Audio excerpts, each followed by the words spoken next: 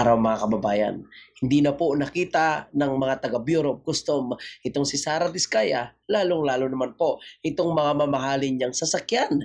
Yan po ay ibinalita ng taga Bureau of Custom sa kanilang interview dito po kay Ted Pailon.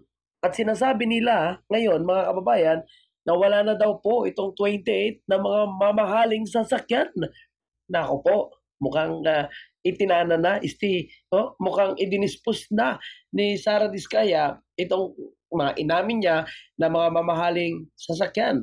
Wala pang 24 hours ay ang bilis naman po nila, no, na itinago itong mamahaling sasakyan. Ito, panoorin natin ang parte po na naging interview dito kay Ted Pailon.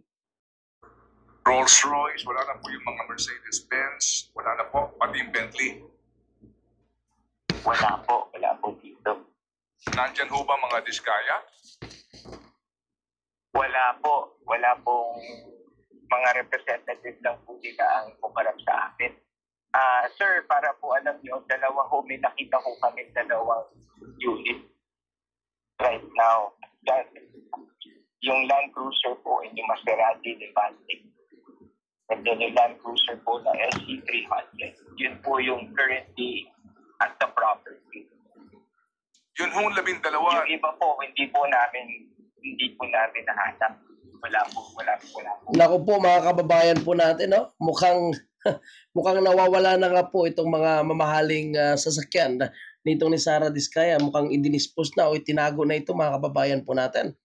Kasi tingnan nyo no? Hindi na po makita ngayon ng Bureau of Custom. So baka totoo yung lumabas na balita kagabi na sinasabing pagkatapos daw po ng pagdinig sa Senado ay umalis daw po, no, papunta sa ibang bansa itong si Sara Diskaya at ang kanyang asawa at ang buong pamilya po nila, no. Sinasabing mga representative na lang daw po ng mga Diskaya, no, at pinaubayan na lang din po yung kanilang mga company doon sa kanilang mga tauhan. So silang pamilyang Diskaya ay wala na daw talaga. Tingnan natin yan kung gaano katotoo yan, no. Kasi sa pagdinig ngayon na ongoing po sa House of Representatives, hindi na rin po sumipot si Diskaya. At pati po, no, lahat ng mga representative ng kanyang mga construction company na contractor na involved sa may mga anomalya, no, may mga questionable project, ay hindi na rin po sumipot. Pati yung pamangkin niya kahapon na nasa Senado, ay hindi na rin po sumipot mga kababayan natin. So patunay lang na parang napakadali lang po sa kanila takasan itong mga ganitong klaseng anomalya.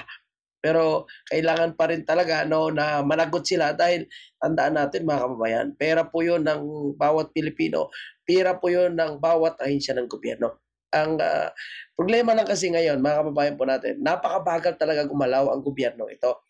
Hindi natin alam kung ano talaga ang kanilang plano dito dahil ako naniniwala na kung may mga sabwatan, no, dyan sa mga engineer, district engineer, ako naniniwala mga kababayan po natin na may sabwatan din, no, sa mga secretaries, no, diyan sa mga congressman, senators o pati po, no, sa palasyo kung bakit ganito po kabagal ang kanilang investigasyon ngayon. Ang sabi ng kapatid ni Bongbong Marcos na si Aimee, tama na daw po itong mga lifestyle check, itigil na daw po ito. Kaso na daw po ang gagawin. Pero yun nga mga kababayan natin, no, ano ba yung magagawa din ng isang shoutout yan sa social media o interview sa mainstream media ng isang Aimee Marcos kung siya mismo na senador ay hindi uma-action, di ba? So dapat mapanagot sila mga kababayan po natin at no, nakakainggit nga kung tutuusin dahil ang mga korap na politiko sa Indonesia ay talagang hinusgahan na ng tao. Sana ganoon din po yung mangyari sa ating bansa, no? Hindi yung ganito na lang, mag-aantay na lang po tayo ng napakapagal ng proseso at sa bandang dulo sila pa ay magiging malinis. Yan lang po yung ating update mga kababayan natin. Kaya hashtag natin, nasaan si Sara Diskaya? Nasaan ang luxury cars ni Sara Diskaya? Maraming salamat.